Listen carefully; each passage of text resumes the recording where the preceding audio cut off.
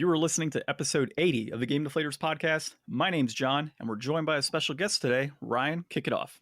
Hey, everybody, here at the Game Deflators Podcast, we'd like to talk about games we've recently picked up, games we're currently playing, and we find two strangers in our dad's house in this week's Inflation Deflation Challenge. So this week, we're actually joined by the Sega Saturn Shiro podcast. We've got Ben on the line with us here. So Ben, your turn to take it away. Hey guys, how's it going? My name is Ben. I'm with the Sega Saturn Shiro team. You can find us on Facebook, Twitch, YouTube, or online by searching for Sega Saturn Shiro for all of your Saturn news. Thanks, Ben. So Thanks for joining us. We'll go ahead and echo Ben right now and say that you can also find us on Facebook, Instagram, and Twitter at Game Deflators and at The Game Deflators, pending where you're looking. And of course, for both of our podcasts, you can find us on Podcast Addict, which was just recently removed from the Google Play Store. You can find us on Apple Podcasts, every single podcast application out there, Spotify. And if you're not finding us on there, let the Sega Saturn Shiro team or the Game Deflators know, and we'll try to get on there. So, guys, so as always, at least on the Game Deflators, Ben, I'm not sure how many episodes you've caught in the past, but we like to talk about what we've recently picked up, what we're playing, and then we go into a little bit of news. So we'll actually kind of turf it over to you, see if you have any recent pickups that you've had and what you're currently playing. Yeah, absolutely. Okay, so the pickups that I've had recently are actually, let's see here, got them on my desk. For the Sega Saturn, obviously, I've got Hexen, which is an old computer game that I used to play. It's kind of a medieval version of Doom. And so while I've played through this in the past on the PC, I'm actually looking forward to doing it on the Saturn just to kind of relive that experience. It was a really fun game back in the day. I've never played any of those kind of games. I'm looking at pictures right now. I've never played any of those old like first-person dungeon crawler games. Oh, dude, they're so much fun. They really are. If you like Doom, like the original Doom. I've never played the original Doom. I'm a terrible person. What? Yeah, oh my goodness. I'm a bad person. All right. We got homework for you. And it's like you've got Doom, you've got Wolfenstein 3D, you've got Hexen, you've got Heretic, you've got Hexen 2. And it's even argued you've got other games that just fall into that category that kind of were clones, I guess you could say. And they were all just so much fun to play. It was definitely a really good time to be a first person shooter fan. Mm-hmm. So what else did you pick up recently, dude? Oh yeah. Okay. So another one I picked up, a couple of PlayStation games, go figure. One of them is called Bravo Air Race. And so this is basically racing with airplanes. And so you're mixing two of my favorite genres, which is fighters, more specifically aero fighters. And now, while there's no fighting in this one, you also have the racing aspect. So to me, that sounded like a lot of fun. And I haven't tried it yet because I just got this one in the mail just a couple days ago. But yeah, Bravo Air Race. You can get racing and fighting and flying in Diddy Kong Racing. This is true. That is very true. Oh. And what's your last pickup there? Okay, last pickup is Mortal Kombat. It's the one with Jax in it. I'm still waiting for it to come in. It actually comes in tomorrow. Special Forces, that's the one. Oh. And so it's one I've been really wanting to play. I've never played it yet. And it's one of those outlier Mortal Kombat games, kind of like Mortal Kombat Sub-Zero, which is impossibly hard. So I'm hoping for a little bit of an easier time with Special Forces, but we'll see what happens. You know, one of the things I really enjoyed about some of the Mortal Kombat games in the past, and I played quite a few, but did you ever play Deception and go through the story mode on Deception? I did, yes. Oh my, dude, that was seriously one of the best experiences I ever had of a Mortal Kombat game. I don't know about you, but I enjoyed it. Loved it. Absolutely loved it. I can definitely counter exactly what you're saying with a yes. I completely agree. 100% amazing game. So is there anything that you're currently playing that you're like fully invested in, or are you kind of just testing the waters on some stuff right now before you get into like a meaty, like every single day, this is what I'm playing? So I do have a meaty every single day is what I'm playing game, and it is the one that I never expected to happen. And so what it is it's actually a current gen game. It's No Man's Sky. Now, before you go out and hate on me, because like I know everybody is very divisive on their opinions of No Man's Sky, Even I was when I first saw it and everything coming out and what happened, the whole controversy. Okay, all right, all that aside, the game nowadays is so much better and so much different than what it was when it first released. And me and my girlfriend are having such a blast with it. And we're just exploring worlds. We're trying out different things. I'm off sending fleets and gathering resources. And it's actually a lot of fun. I'm very much invested in it at the moment. Nice. Yeah. So we'll jump into, I guess, what I'm doing right now, and then we'll go into Ryan. So as far as my pickups are concerned, I am picking up today a complete in box copy of the Metroid Prime trilogy on the Wii, and I got super lucky. The GameStop that I'm going to had a metal case version of it, so I'm really hoping that case is in great shape. And hopefully, if you cross your fingers for me, we might have a slipcover that goes with it. So we'll see how that turns out. And then my other pickups have varied all over the place. I've been picking up PSVR games at random, as Ryan told us before recording. And my big pickup that just came in the other day was the Death Stranding Collector's Edition. So Amazon had these bad boys at like 99 bucks a pop. And it was just a no-brainer, man. Like, come on, how often can you get a briefcase baby for $99 and a game? You got to get it. So I picked that up, and unfortunately, the top right corner of the box is completely dented in. So, of course, I called Amazon, bitched a little bit, and they're sending me a replacement. And I got to send back the other one, of course. So we'll see which one's in better shape. But they literally just threw this thing into a cardboard box and sent it to me, and it even got delayed for like 3 days. So I was kind of pissed. Have you guys played that game? I know Ryan's played some Death Stranding. Yeah. Have you played that, Ben? None at all. I have not. Gotcha. Well, let's see. What am I currently playing? I am still fully invested in Arc the Lad 3. So that is my everyday. This is what I'm playing. And as soon as work is done, let's sit back on the couch and get a few missions banged out. So Ryan, we've been keeping up with this for a while. I'm in the city of Paltos, and I am just about done with mission 64, or I'm on mission 64. And as soon as that's done, I should be moving on to disc 2 of the series. I'm I think at 38 and a half hours into the game right now. So unfortunately, I play so many RPGs. So Ben, I honestly don't get to enjoy a ton of games a year because I'm maybe playing 5 or 6 games due to like 3 RPGs being in the mix of everything. Yeah, sure. No, RPGs are a great category to get into. I mean, you talk about a game that will be a worthy investment to play. 100%, man. And that's really that's what kills me sometimes is I'm investing so much time into that one game that I don't get to enjoy some of the smaller 8 to 9 hour type games, which is, part of our inflation deflation this week with Castlevania Symphony in the Night. That's a game that I probably should get back and just like play 8 hours and sit back and beat that. But I'm so invested in these RPGs on a day-to-day basis that I never get that opportunity. So I have to learn a little bit. I got to, balance it out a bit. So Ryan, I'm going to assume you had no pickups, but I don't want to assume at the same time. So I have non-gaming pickups. This week I got a portable monitor to go with my laptop so that I can have dual monitors on my desk. And it's got HDMI inputs so I can play my Switch. I can play the classic consoles that I got. I can hook up my PlayStation, whatever to it. And hopefully this means that I should be able to start doing that other side project we've been talking about for a little bit soon, pending I can get a webcam, because they're still kind of sold out. Are you cheating on the Game Deflators podcast of the side No, project? No. Secret project coming up soon. Stay secret aware. Project. Okay. But in a not so secret project, I started doing some pixel art with that Sega monitor because it's awesome.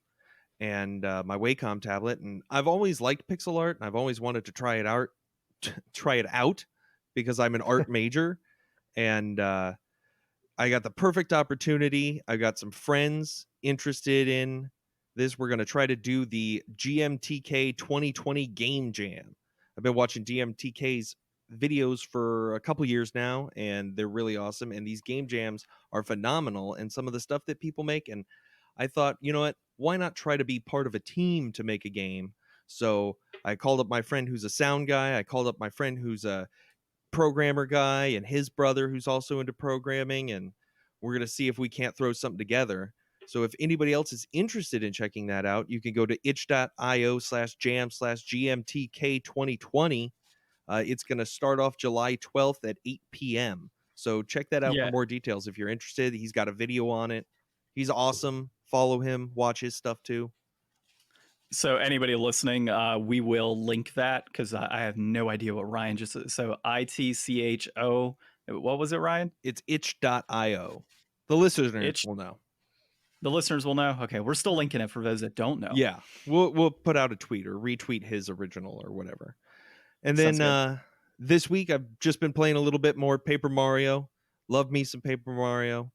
I've been playing Animal Crossing still. I'm kind of starting to lose my interest, like a little bit. There's definitely not been the everyday thing. There's definitely been a few slip ups. I forgot to sell my turnips this week, so I lost a bunch of money on the market. And I had a huge payday the other day, though. I got like 250,000 bells, which was like the most I'd ever gotten in one chunk. And I bought some cool stuff. There's been lots more cool stuff in my shop the last couple of weeks, which has been fun. I feel like I gotta get online and play with the people that I know that play it, but it just seems like we're never on at the same time. Because I usually try to get it done in the morning before I go to work or something. See, I had the benefit of not actually playing Animal Crossing on purpose, so I wouldn't invest so much of my time and get pissed off by not selling bells, because you know how I am with that stuff. Mm-hmm. So, Ben, we obviously have on here, it's not necessarily an article, but it's, I guess, a new optical disc emulator that came out called Mode, and it's by Terra Onion. So we're not as familiar with this, and I know you and Patrick, who unfortunately couldn't make it today, were discussing with us yesterday. So do you mind kind of going into that in a little detail and why this might benefit like Sega players or Sega gamers? Okay, so Sega players and Sega gamers are going to benefit from this differently from other devices that will replace your optical drive. The first reasoning is it's really hard to get a hold of an optical emulator for the Saturn. The ones that are available are very hard to come by, and every time there's a batch of them released, they're sold out very quickly, and that's just it. You have to wait for the next batch to come out. And the second part of that makes it really fascinating is this is compatible with both the Saturn and the Dreamcast. Now, not at the same time and not like cross compatibility between the two, like you can't play Dreamcast games on your Saturn or the other way around, but you can connect this device in either your Saturn or your Dreamcast. Now, it's very new and I haven't gotten a hold of one yet, so I don't know if you can very easily take it out of a Saturn and then move it between a Dreamcast and vice versa pretty simply to do between the two. But I do know that its flexibility is really nice. It just basically, it works, and it works with all the versions. You know, both the 20 pin and the 21 pin Saturns. You can connect it to the 5-volt or the 3.3 line on the Dreamcast. It's very highly compatible. You don't have to worry about all those little nuances with revisions on some of the other devices. And so we're really excited as far as in the Saturn and even the Dreamcast community, what this means for us. Now, you do have to open your machine to put this in. This is one of those things that you do have to do a little surgery, but it does not look complex. Yeah, it's good to know. And, as somebody that does a little bit of this on the side, Ryan can probably speak to this as well. I think he's done a little soldering and whatnot in the past, but I've never taken it that far. Oh, really? Okay. Nope. So yeah, I've done a little bit of soldering and stuff in the past and tried to rework pins and whatnot. And, it seems scary at first, but, for the general everyday individual who might want to try this out, it's really not that hard to kind of get a feel for it. I wouldn't recommend doing, a full blown optical disc setup, right off the bat as like your first project, but it's really easy to get into. It's actually a lot of fun to do this type of stuff. So, I could see why the communities would be really interested in seeing this move forward. Oh, absolutely. Yeah, 100%. So, with that said, have you done any modifications and such to some of your consoles that you own personally? I would imagine. Is that a loaded question here? So basically every console that I have has a modification done to it. Nice. I've done the HDMI mod on my Dreamcast. I've done internal mod ship to my Sega Saturn. I've got a one of those screen mods for both of my Sega Game Gear and my Nomad. Every single thing that I have, I've tried to do any kind of modification to improve it. Very nice. I tried recently doing a Game Gear and redoing the caps, and I don't know what happened, but it didn't work. It's actually difficult on that. Well, the Game Gear is actually a great one for practice for budding people who really want to get into the electronic side of things, because the capacitors are large enough that you can get your hands on them, and you can get soldering into that. You know how to get around the board. Now, some of the other modifications, say like the McWill's screen, is pretty hard to do if you haven't done soldering before. But like a cap change. A Sega Game Gear is definitely one where I recommend for newcomers to the art. And see, the issue I had is I had some blown capacitors in there that leaked all over. So when it basically, it rotted into some of the board. So I'm here trying to like scrape away some of the board to get to another piece of copper to link everything, and it just was not having it. So unfortunately, that Game Gear was dead. Wasn't coming back. Yeah, that's a shame. Yeah, it just sucks because I put so many hours into not hours, but a couple hours into trying to take it all apart, take out my caps, put in new caps, and it didn't work. I was so angry. So we had, I think the reason that project came up is Ryan and I wanted to do a Game Gear game that week, and we ended up having to go Super Nintendo, I think, which was we went through like 2 Game Gears. We went through 3 Game Gears to try and get that done. Oh, none of them worked. It's so painful when you have a console like that and it just doesn't work. So yeah, it was so frustrating. Which actually, so the next piece I wanted to talk about here, it was the prospect of a Saturn Mini. But can you imagine just a new Game Gear with rechargeable batteries and smaller and compact? I mean, it pretty much could be a Vita, but just that old Game Gear feel would be pretty cool to have a mini version. Oh, that'd be so sick. Something that isn't like as difficult to carry around and doesn't eat 6 AA batteries for breakfast. Hey, look, if you're smart, you got that AV plug-in and you just sat next to a wall the whole time. Dude, I had the whole Game Gear setup when I was a kid, and I could just never appreciate it because I'd never had like a plethora of batteries. I played it like maybe a couple times a year if I would remember to get batteries. I think our definition of portability was a lot different back then than it is now. Yeah, 100%, man. That's why I say like that AV. I mean, Game Boy killed it out the gate, though. Oh yeah, no, Game Boy did, but dude, the Game Gear would have been amazing if it wasn't. I feel for 6 batteries. I personally enjoyed playing Game Gears much more than I did Game Boys and Game Boy Colors. Absolutely. 100% better console. So much more fun to play those. And the fact that your screen lit up was even better. So, I mean, come on, dude. Yeah, I mean, no, I can't deny that it was a fantastic machine. Like, it definitely was the, the premier thing that I ever had for portability until I got like a GBA-SP, really. For sure. Ben, any stories you have on Game Gear that people may want to hear? Oh man. Okay, so my Game Gear is just this older one that was given to me by a friend of mine, and so what ended up happening was he gave me this busted Game Gear, and so I recapped it and fixed it. It was great. Okay, fine.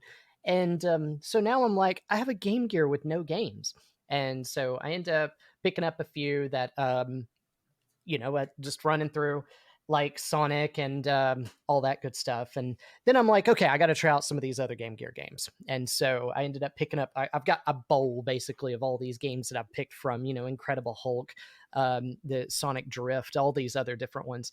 And it's a really fun little system. It's basically like a handheld version of the Sega, what is that? The 8-bit system that they had back in the day. And so I just was always really impressed with it. 'Cause I didn't have one when it first came out because I was a Game Boy kid. That's just what we ended up getting. But then what ended up happening was I was like, all right, we got to improve this Game Gear. And so I ended up picking up that McWill's modification and I put that in there. And I'm like, oh my God, this thing makes a world of a difference.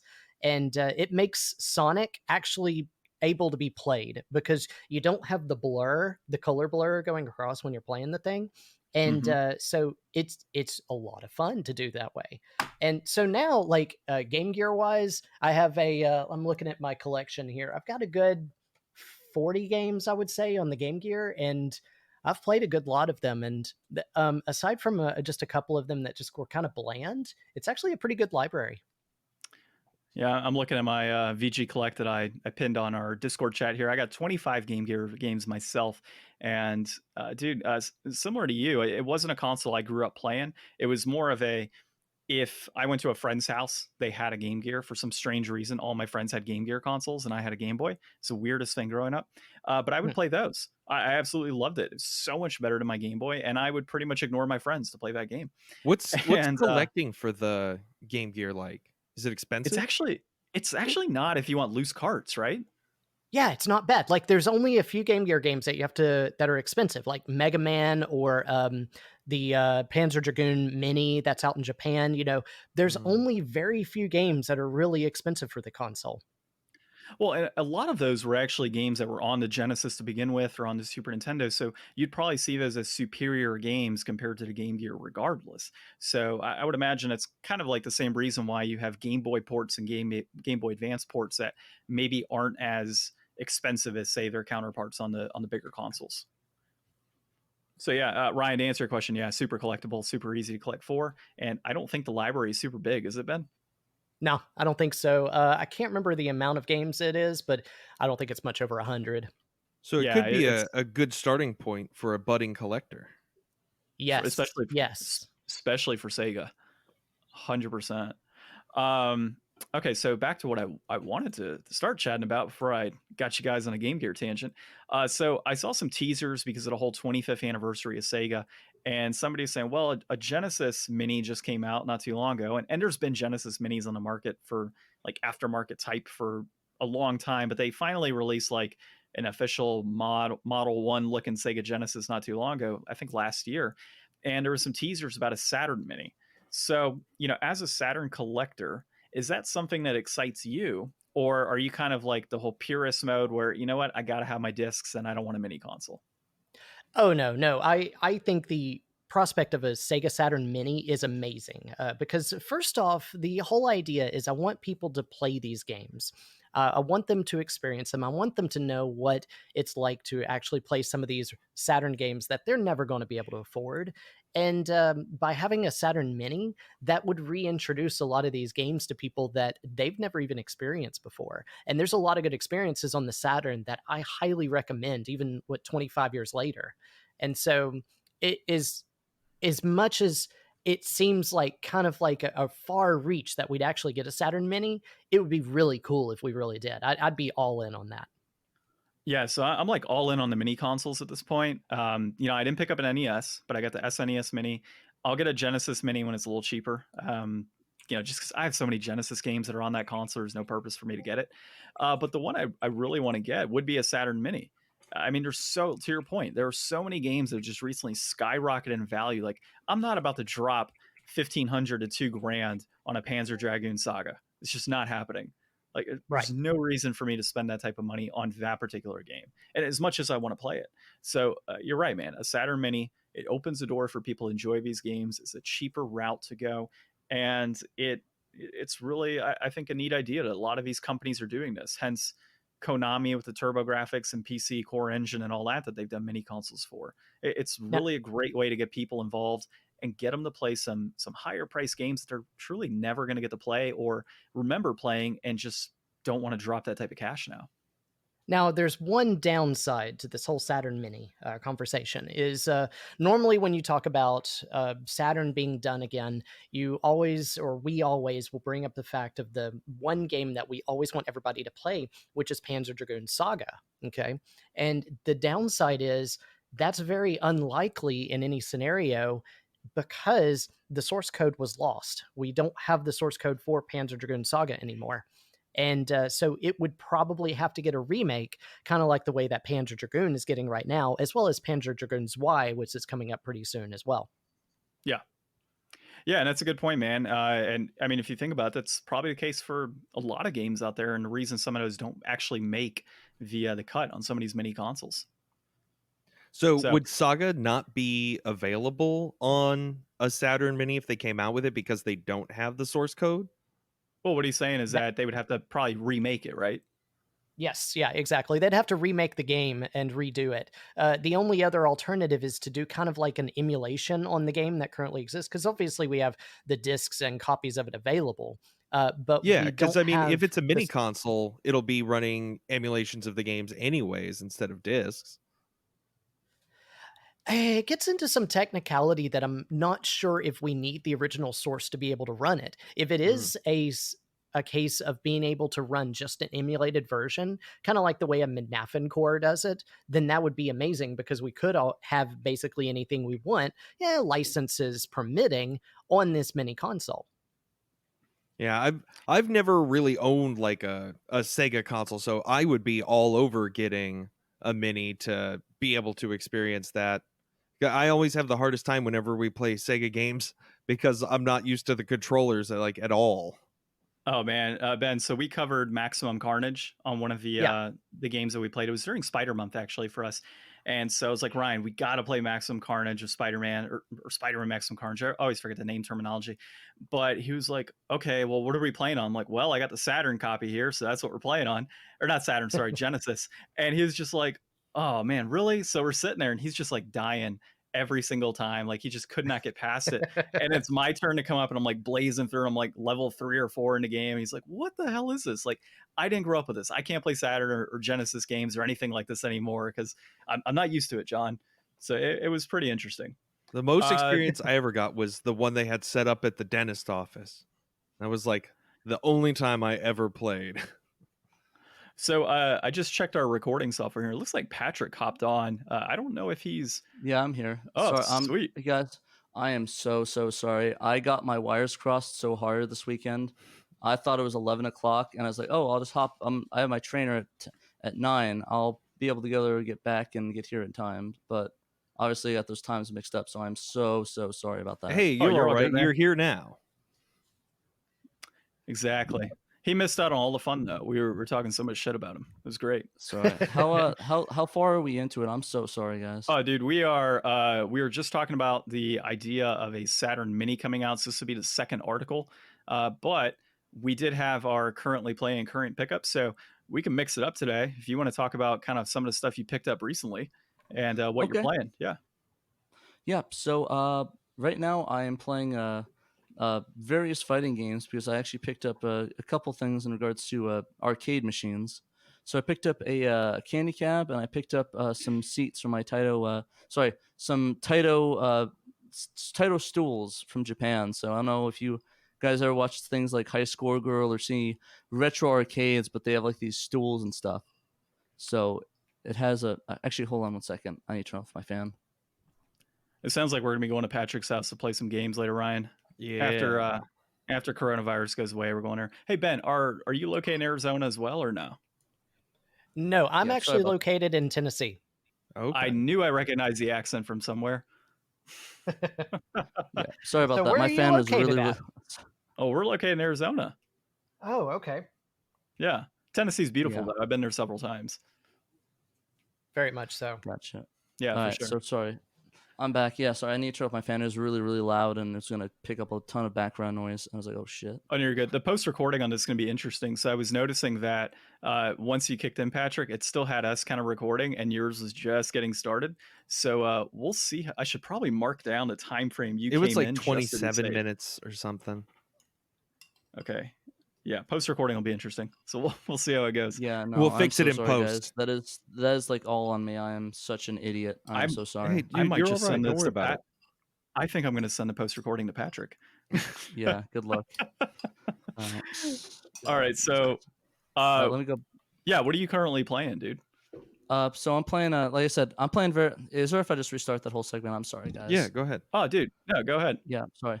So right now I'm playing various arcade games because I actually got a candy cab and some actually on top of that Taito stool. So I don't know if you guys are seen a High Score Girl at all. I've heard about it. No, I haven't.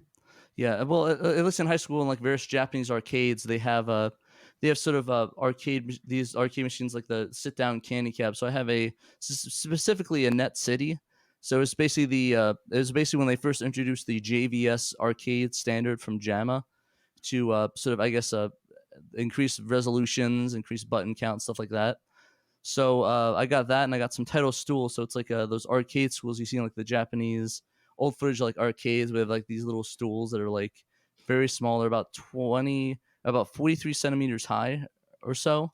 So very short to the ground. I think it's about a few inches. So, but I picked up those things. I've been playing a lot of arcade games. So I've been playing Guilty Gear, Zombie Revenge, Capcom vs SNK 1 and 2, and what's the other one I was playing? And Virtua Tennis. Yeah, I'm looking at pictures of that. That's awesome. Yeah, it's a really cool arcade machine. I love it. It's got some work I need to do on it. There's some yellowing on the monitor, but it was worth it. It was pretty pricey, but I mean, those Japanese arcade machines are kind of a victim to what you can get, because it's like those things are hard to come by. Yeah, so yeah. When you find them, you usually end up paying more than they're worth sometimes. Yeah, that makes sense, man. So the other piece we were talking about here before we really get into our inflation deflation segment was we were talking about the prospect of a Sega Saturn Mini potentially coming out. And so Ben was, the viewpoint we all kind of had on this after speaking about it was that pretty much a Saturn Mini would be welcome, primarily for new players to just kind of come in and experience like these great games that most of them are not going to be able to afford. So what's your opinion on that, man? Basically, the way that I feel about it is that nowadays there's just so many different ways of playing a Saturn. I mean, there's sort of PC emulation, like from SSF or Mednafen, if you guys heard of those emulators at all.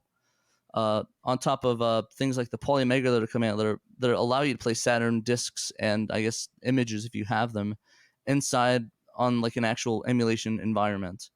On top of not to mention, it's not really popular in America. It's like one of those things where nobody really in America has nostalgia for it, like the Super Nintendo or the NES, or sort of even like the Neo Geo to an extent. Didn't really have. There's not a lot of nostalgic and or a market for that in the U.S. Maybe in Japan, where the Saturn outsold the Mega Drive, but in terms of the U.S., there's really no market for that sort of device. So if they were to release one, it'd probably be Japan only, and it probably wouldn't really do well here in America if they released it. Just like history, I suppose. Yeah, that's a good point. At the same time, though, it could be one of those things that's maybe a limited type of release, which would suck for the bulk of those that want one due to scalping. But if they had a limited type of release where it's like, hey, we're only going to release like a one-time print of this in America, so you kind of get it, and if you do, great. If you don't, well, good luck. I could see that happening potentially as well. I just think at the end of the day, it's basically, who is this for? I mean, is it for the one or two people that owned a Saturn back in the day? Is it for, collectors? Is it like shelf pieces? Because I mean, at the end of the day, a lot of people I know that get these devices just end up putting them on their shelf and just, sitting there mostly. I don't know a lot of people that really they look better than they are them. Practical to use. Exactly. Unless you travel. I have found that traveling with these mini consoles is fantastic. Yeah, really. I didn't even think about that. Going to make that awesome. I know what I'm doing on my next business trip.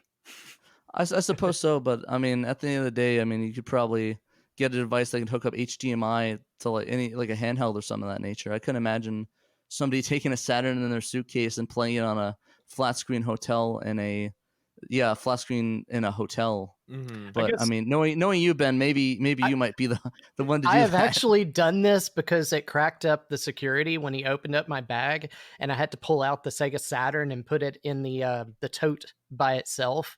And so we had a few security guards come check it out and showing it off. It was pretty funny. So that's pretty funny. So Ben, I don't recall if I talked about this on our most recent episode, but I had a similar situation. I was flying back. I used to run an anime con for about 8 years, and an old friend of mine had actually given me an Atari 5200 to take back.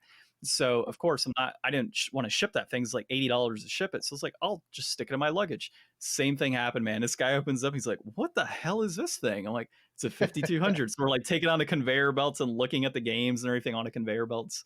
It's ridiculous how that goes. It's kind of funny. that'd I had be that same great. thing with a PSP.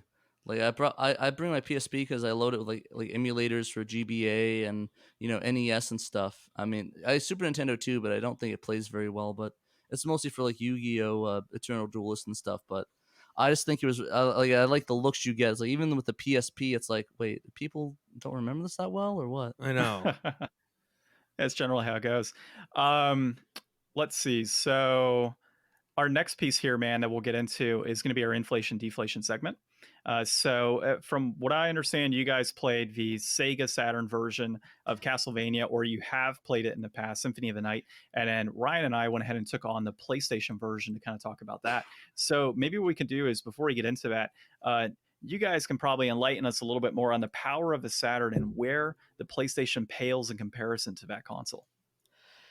Okay, so the first did you start then? question, yeah. So the first question I have for you guys is, when you started the game, who did you start the game as? Because I chose to play as the girl fighter, Maria, but who did you guys play as? My man Alucard, of course. Who else is there? Did you actually have a choice though? I don't think we did. So that was the first thing with the Saturn. The Saturn version is more kind of like, in my mind, a deluxe version of the PlayStation Symphony of the Night. And so when you start up the Saturn game, you have the choice between three characters. You have Maria, you have Alucard, and you have Richter. And you can play the game beginning with any of them. Now, if you start with Alucard, it starts the game just where it starts in the PlayStation version, where you fight Dracula. But if you start with Richter or Maria, it starts after that fight and where you start at the castle. Mm-hmm. Nice. Okay, that makes sense. Do they have those mad jumps though? Yeah, they do. No, the mad but Richter jump. gets them. Oh, the mad jumps? Are you talking about the one when into they like the castle? run and jump over the drawbridge as it's closing up? Yes. Well, see, Ryan, this is now just disappointing. They just like shat all over our PlayStation versions. I could see why that would be superior. Okay, so Don't worry. What's that? It's a downhill spiral from here. So it really is. Because here's the problem: is normally when I'm talking about the PlayStation and the Sega Saturn in regards to 2D games, the 2D games are so much better on the Saturn. It's like a powerhouse for these things. Even the control scheme and the controller, if you hold it, is much better for 2D games than it is for 3D. And it just, if you're using so the Japanese better. pad, of course. Oh, of course, absolutely. But in this case, in this one very strange, weird case of Castlevania Symphony of the Night, where even though it's a deluxe version with more characters, a couple extra levels, different death, kind of animations for the characters, and all this other little stuff, it's the Saturn version is kind of lacking on the PlayStation version, and it's very strange in that amount. Yeah, and the weird thing is, I don't think it has much to do with it not being capable. It's mostly because of the developers. Because I mean, this was a Konami B team that was working on this, and essentially a lot of them didn't have a lot of Saturn experience, so they weren't able to replicate as well. They weren't able to replicate what they did on the PS1 as well as they did on the Saturn. Not to mention, it wasn't the main team that worked on Symphony of the Night to begin with, so it was very rocky. Like there's some transparency issues. I think there's a resolution difference with it as well. That's a little bit higher on the Saturn, so they have to stretch some textures, things of that nature. There's a bit of lag as well. Sounds to me like Konami had their priorities right. Jeez. Yeah, I don't know. That kind of seems to be the way it is with the Saturn. I mean, well, a lot of the Saturn seems to be like the second note, even though some games like Police Knots on the Saturn got a better version of it than the PS1. But at the end of the day, it was on the Saturn. It was like the second version they did of that game.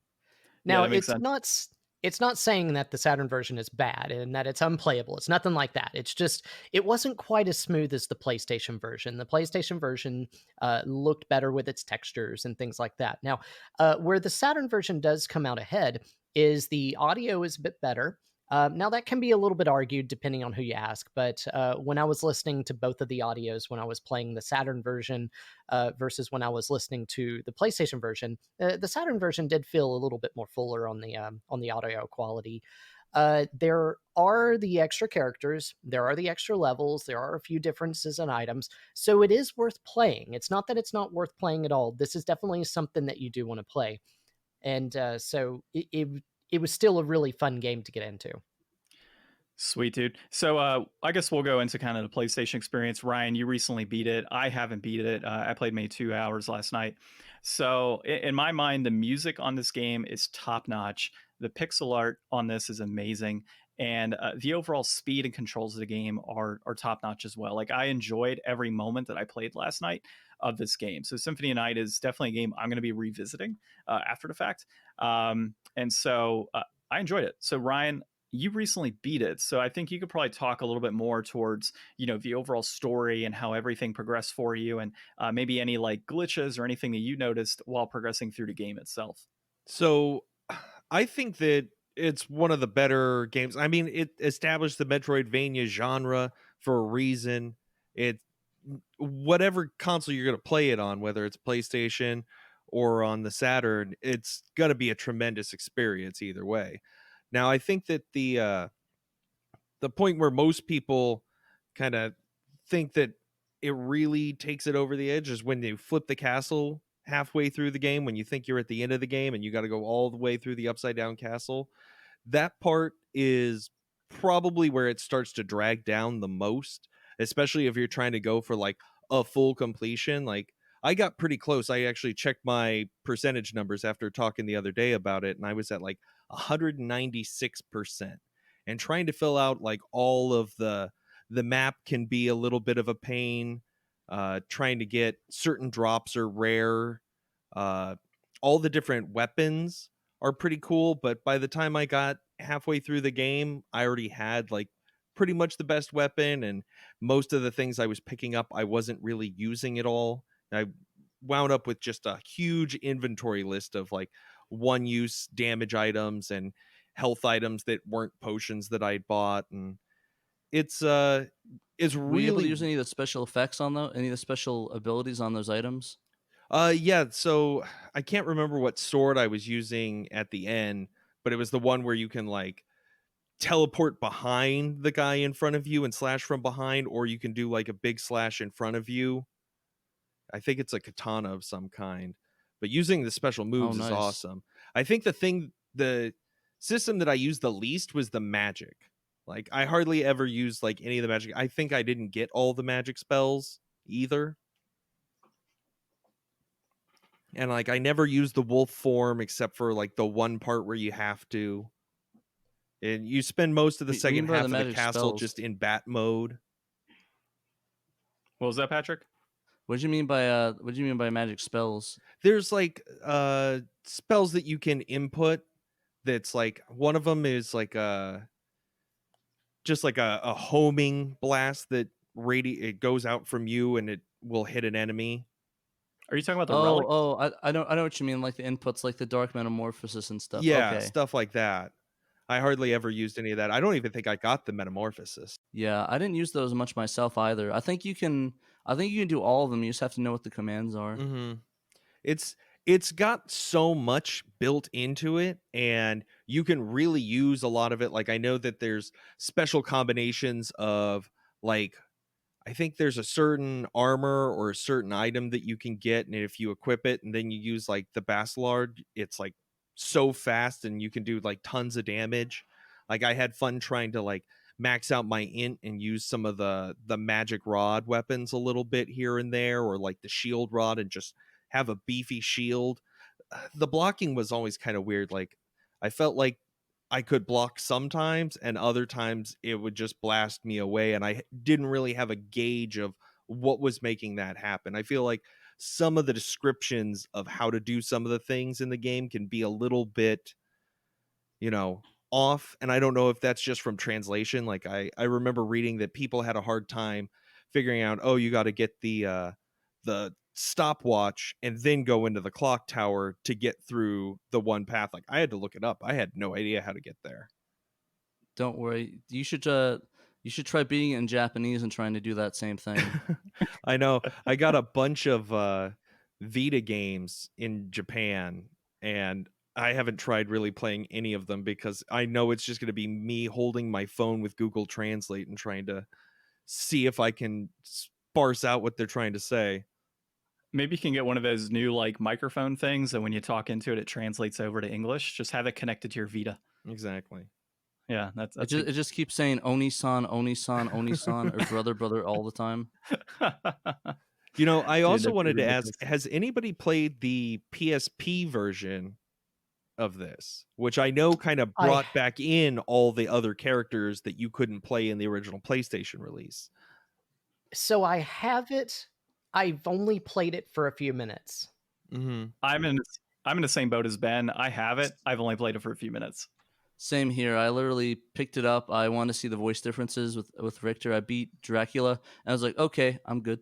Because I already beat it at that point like 3 or 4 times. Yeah, it's one of those games that you can really come back to. Like, I feel like not all games hold their replay value, but this game is just so much fun to play, and you get so familiar with where you're going. I could totally see after, so many playthroughs, this being something that you can do like a one-off in a weekend once a year if you were into it, or once every couple years if you're into it. It's a pretty dangerous drug on any of the systems, because it's like you start playing, oh, I'm gonna check it out a little bit, and it's like 3 hours later, and it's like, oh, I already beat like 3 or 4 of the bosses, and I have like all this HP and items. Yeah, just keep going. Yeah. And this game does have the benefit of being one of those titles that's maybe 8-9 hours in total gameplay if you're getting through it, on your first try.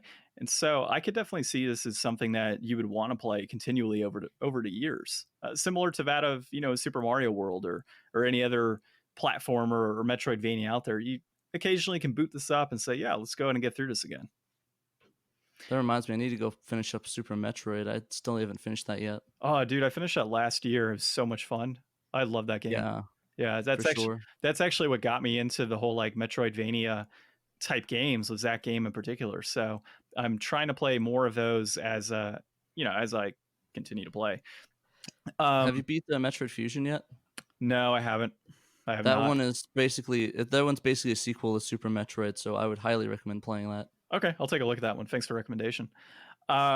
So we could probably get into a little more brass tacks here. Ryan, if you want to jump into the overall developer, publisher, director release. Okay, so we've got developed by Konami Computer Entertainment Tokyo, which I'm guessing is that B studio for Konami you were talking about earlier. And on the Saturn, I think it was the main company for the PS1 version. Okay. And then we've got the publisher Konami, directed by Toru Hagehara and Koji Igarashi, released back in March of 97. It established the Metroidvania style, and it's got, like we talked about, a bunch of action RPG elements in it. Reception, near perfect scores across the board for this one. Everybody knew that this was going to be the game for a long time, right when it came out. Yeah, when we start getting the pricing on this game, you guys took a look at it from a Saturn perspective, and we did from a PlayStation, but we've got it all here.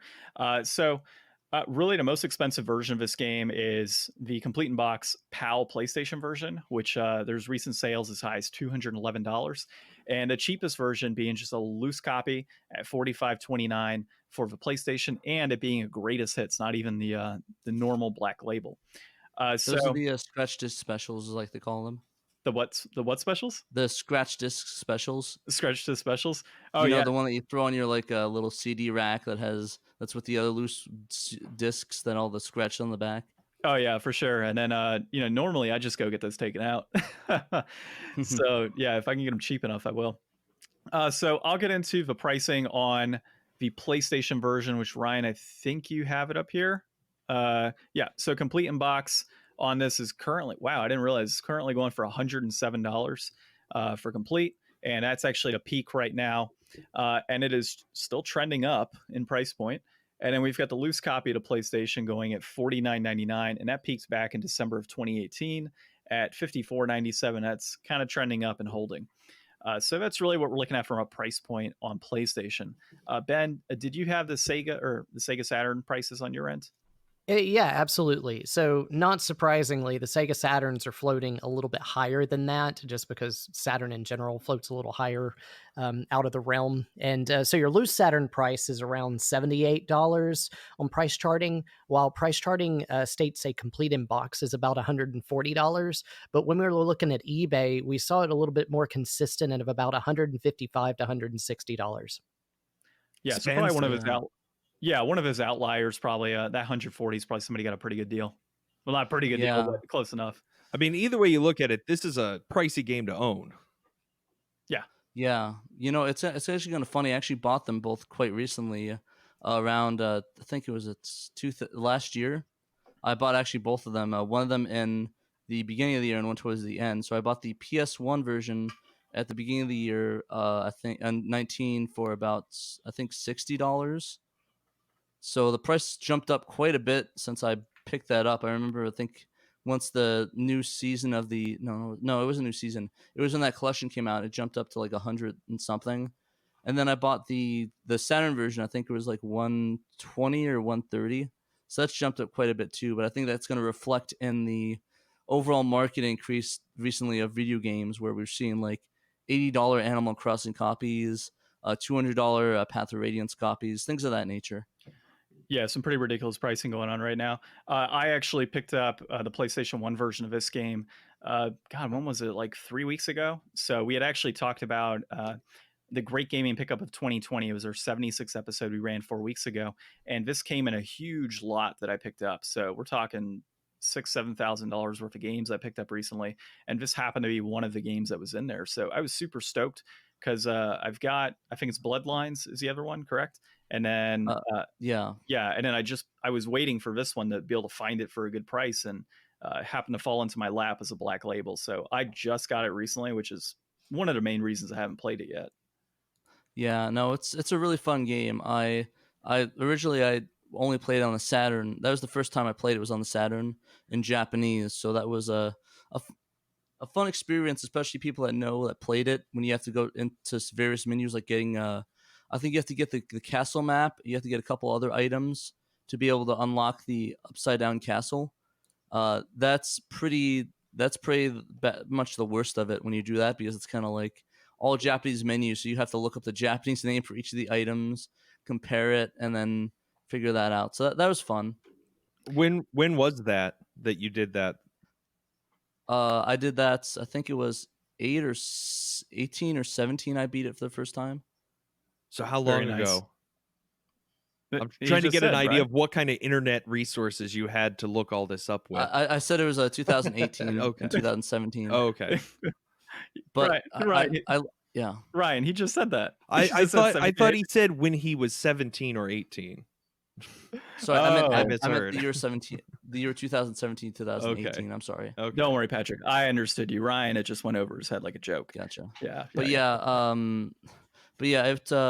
I mean, to be honest, there was a game FAQ from 2008 or 90s. No, sorry, I think it was like 99 or 01 or something. I used the game FAQ for it.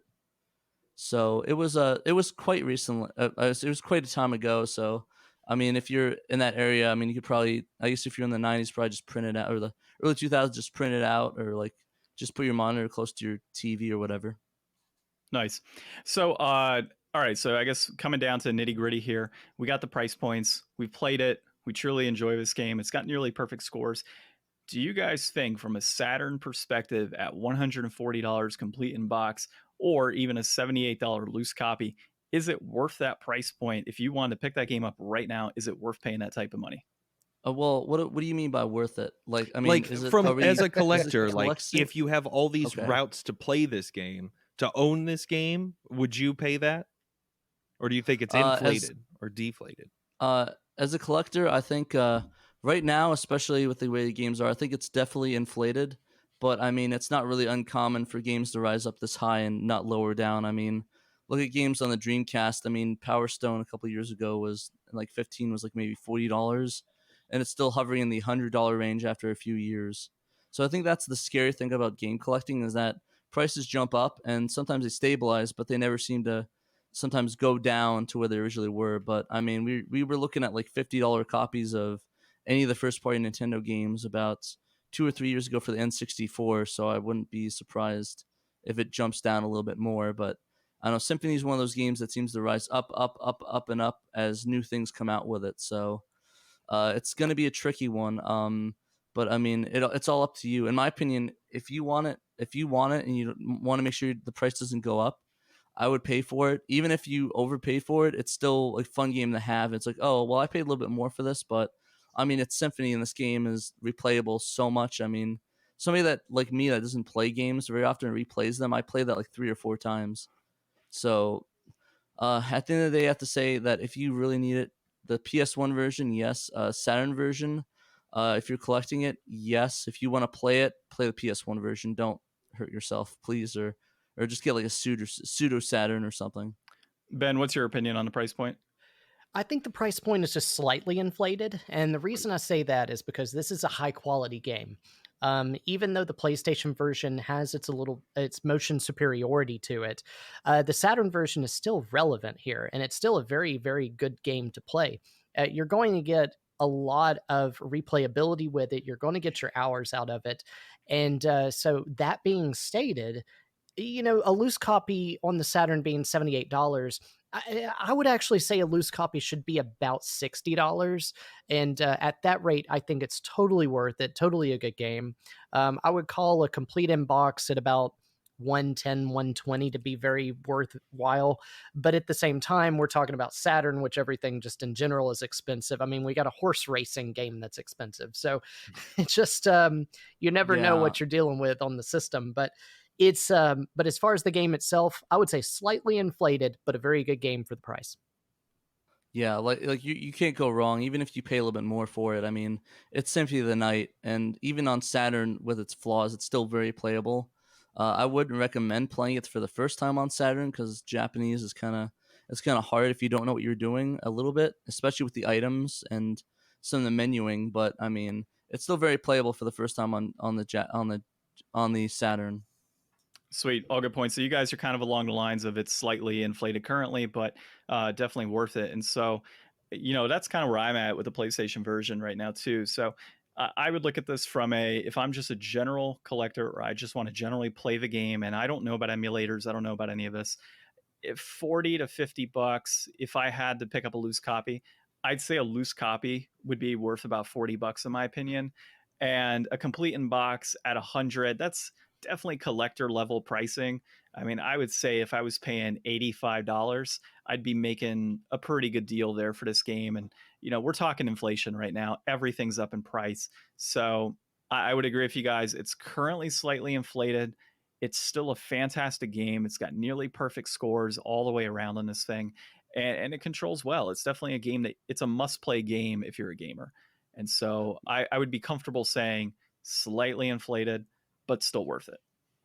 Yeah, I mean, it's not like you're paying like Eiffel Home levels or De La Soba Deluxe levels. Or I just for you guys that don't know, those are very rare games on the Saturn that go easily in the thousands of dollar range, and those games are not very great. One of them, Eiffel Home, is literally a house simulator. You walk around a house, like a model house that they had for agency, and De La Soba Deluxe just I guess there's a game show thing where you drive on a bike and deliver things. So yeah, you could definitely do much worse on the Saturn. Yeah, for sure. Ryan, what do you got on this, man? So, looking at the graphs of the PlayStation and the rising prices of it, I think that because this is such a legendary game and everybody's got to play it at some point, I think that the pool of gamers growing up is going to eventually reach a point where this game's going to be like selling for even more than it is now, because there's going to be so many more people that really want this game. This is one of those games that like more and more people are going to want, as gaming gets out there. And, I mean, it's already so ubiquitous and so many of those people probably haven't heard of this, but anybody who does is going to want to get their hands on it. So I think that it is expensive, and games, like you guys were saying, in general are just kind of expensive right now. I think that even though it's a little bit inflated, it might be just right to get in on it, before it gets even more. Like save what money you can in the future by investing now. Well, and we had talked about this before we started recording. Patrick, you weren't in on this earlier, but I had talked about some of the games that I have on my shelf, like Africa on PS3, and Ben was like, "Oh crap, you have Africa! Like it's actually a pretty rare game." Dude, that's my favorite Toto song. Love that. Oh, I love that game, or I love that song too. Yeah, for sure. But the game itself, with a K, by the way, on Africa. So that game's pretty rare on the PS3. It's kind of established itself as an up and coming rare title. And that's a game that when it first came out, I looked at that and said, you know what? That's going to go up in price, and I should probably get it now so I don't have to pay that price point later on. I can How much see, is that at right now? Ben, what'd you see it at? Like $80 or $90? Yeah, it was about 80 to 90. Yeah. Jeez, I kind of regret not picking that up when I saw it for like $3 at GameStop now. So I picked those up when they were about $20 at GameStop. I got 2 copies of it sitting around here. But yeah, I mean, it's kind of the same situation of this, right? So if you don't kind of jump on the ship now and grab this thing while it's $100, it could potentially go up higher. There's obviously the downside that maybe it drops down in price, but to all of our points here, it's still a great game. You're still going to enjoy it. You're still going to play the hell out of it. If you're just looking at it as shelf dressing to just pop up there and have it, yeah, then maybe you don't want to spend $100. But if you're going to play this game, it's well worth paying for it now, 100%. Yeah. So for sure, it's the game collection is just tricky in general. That thing, I mean, it's always a gamble. You'll have situations where you'll get that game, but like the Africa or something like JoJo's Bizarre All-Star Battle, but then you'll get something like a Hello Kitty Island Adventure where they reprinted on the Switch and it's a little bit cheaper. But don't bash my Hello Kitty, Patrick. Do you actually have a Wii copy of that? No, God, no, I don't have a Wii copy of that. I was looking for one for pure prospect of flipping at that point in time, but that was about it. I actually was on one, but I actually got like cheap copies on eBay, but they canceled those. But we'll go into flipping later on the segment when we go into me flipping all my games. No, but yeah, no, I think at the end of the day, yeah, it's expensive. It's worth it. Go play it. I mean, if you really want a good deal, your probably best bet is the Saturn. But the thing is that even if you don't want to pay that much, you still have great options like the Castlevania collection on the PSP and the new one on the PS4 that came out as well. So I mean, it's not a game that's like you can't play it anymore if you don't get it, like many other Saturn titles, Panzer Dragoon Saga or anything of that nature. It's just you're able to play that, but if you want the PS1, the best retro version, it's definitely the PS1's probably the most bang for your buck in my opinion. Oh, I thought he was about to say the PS1 version. Just kind of stop there. We almost had him, Ryan. Almost had the Sega Saturn Shiro podcast. So yeah, I mean that's pretty much the episode for us this week. Ryan and I will probably select a new game for next week at some point during the week. But guys, thanks for coming out on this episode and recording with us. It was definitely a blast, and we've enjoyed talking to you leading up to the podcast and obviously just before and our test episode yesterday and everything. It's been a lot of fun. Yeah, absolutely. Sure. And before I get off, I do want to make a recommendation to anybody that likes this game, who has played it in the past or has played the other game to try Castlevania Symphony of the Night, is Bloodstained Ritual of the Night. That you're going to be right at home if you like Castlevania Symphony of the Night. I got it, but I got it on Switch. It's wonderful. For sure. Yeah, I do have to agree with Ben. It's a great game. I played that all the way through. It's amazing. It's basically the spiritual successor. It is actually spiritual successor of Symphony of the Night. So if you love that game and the other Castlevania games like the DS and the Game Boy Advance, definitely pick that one up. Would you play it? Very nice. I play it on PS4 personally. Yeah, same here. I played it on the PS4, and it is so familiar. Even those in-between screens where you go between sections where they're silent, they even have that in there. It's very much a very spiritual successor to the game. I mean, it's even by Igarashi, and even the person that did the soundtrack to the original Castlevania, Symphony of the Night, did the soundtrack for Bloodstained. So yeah, I definitely recommend picking that game up. The only issue I had with it is I had some glitches where it would soft lock me into the water if I flew into it at a certain angle. But I think those are all patched out now. But man, I ran into so many glitches in that game when I played it. Yeah, Still fun though. That was the problem with the Switch version. They had to like patch in a bunch of stuff, and it still had like major slowdown issues at certain points. Like I tried playing it, and then I just kind of was like, and it just kind of turned me off. Yeah, I heard the PS4 and Xbox versions and PC are a bit better because of that. It doesn't have those slowdown issues, but they still had a ton of glitches. But I'm hoping by now they patched that out. It's been about a year since it dropped, so I mean, yeah, I mean it's definitely not as good as Symphony, but it's basically is almost as good. It's like right there, like on the cusp.